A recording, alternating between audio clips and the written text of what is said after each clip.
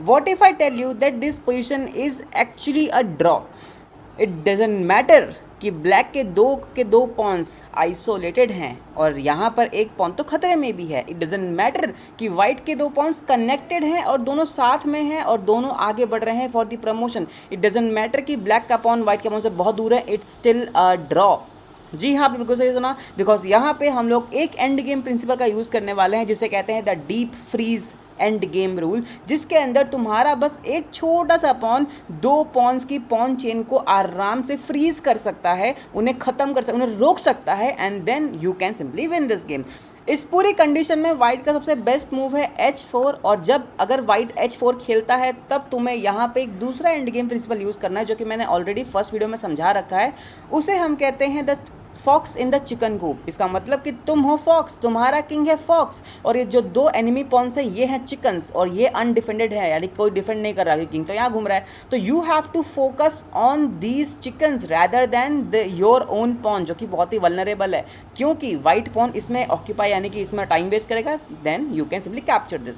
चलो देखते हैं काम कैसे करता है. You have to play king D5, not king b6. remember, not king b6. it's a blunder because then we have g4 on the board और फिर तुम्हें पता भी नहीं चलेगा कब ये दो पॉन्स में से एक पॉन बचेगा और ये बन जाएगा प्रमोशन की राह पे, क्योंकि तुम चाह कर भी अब इस पॉन को प्रमोट होने से बचा नहीं पाओगे क्योंकि यहाँ पे एक तीसरा एंड गेम का रूल लगेगा. वो है the box something like, I don't know the name of this rule, but ये कुछ बॉक्स जैसा बनाता है जिसके अंदर किंग को होना ही पड़ता है, नहीं तो पकड़ नहीं पाएगा. ये भी मैं किसी न किसी वीडियो में कवर कर लूँगा, चिंता मत करो भाई, बहुत कुछ है कवर करने को, मज़ा आएगा.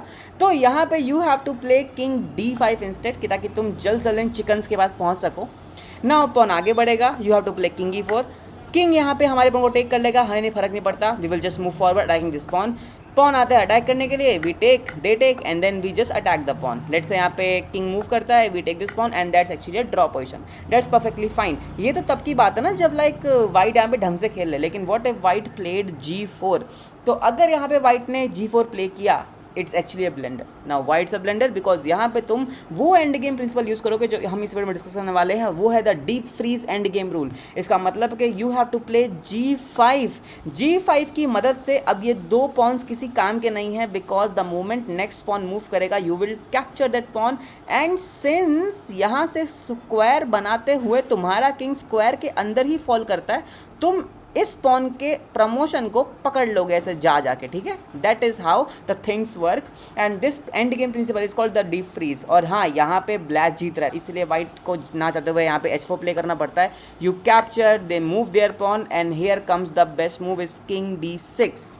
Pawn moves again, you play king. Pawn moves again, you play king F7. यहाँ पे वो क्वीन बनाएगा, तुम्हें फर्क नहीं पड़ता, you will take, they take and guess what. अब यहाँ पे हम आराम से जीत जाएंगे गाइस बिकॉज हम यहाँ से पॉन से जस्ट एक बॉक्स बनाएंगे और बॉक्स में देखेंगे किंग क्या पास में है. बहुत दूर है भाई किंग, यानी कि हम प्रमोट कर सकते हैं. We will move forward, king आगे बढ़ेगा, विल मूव फॉरवर्ड, किंग आगे बढ़ेगा, we have now queen and that's perfectly fine. आप इस गेम को आराम जीत सकते हो. So guys this was the deep freeze rule in the end game. और इसी पूरी वीडियो मैंने एक और रूल का जिक्र किया है, उसे कहते हैं the pawn box rule, something kind of that. उसे हम नेक्स्ट वीडियो में कवर करेंगे, प्रॉमिस. इसके बाद जो वीडियो आएगी उसमें कवर करेंगे, ठीक है. एंड गाइज मैं एक बुक पढ़ रहा हूँ, मास्टर द एंड गेम वाली. अगर आप चाहते हो तो आप भी इस बुक को पढ़ सकते हो. But if you don't want to read this book and learn from my channel, from me, then guys subscribe कर लो. मिलते अगली वीडियो में. Till then take care.